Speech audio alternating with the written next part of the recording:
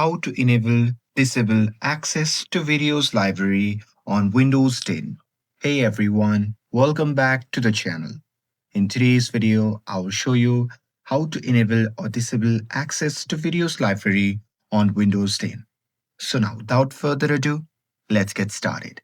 So first thing first, simply go to the bottom side of the screen and there you simply have to click on the Windows search bar and there you simply have to type in settings and double click on the settings to open it.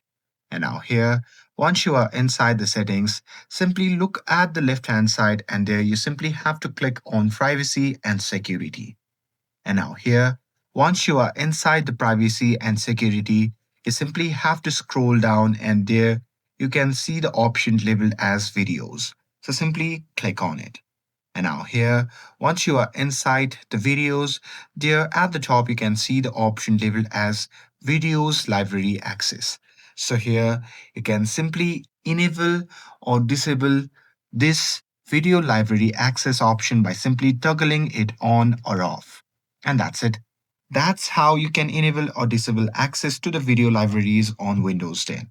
With this, if you found this video helpful, then don't forget to like, share, and subscribe to get updated for more videos. Thanks for watching, and I'll see you in the next video.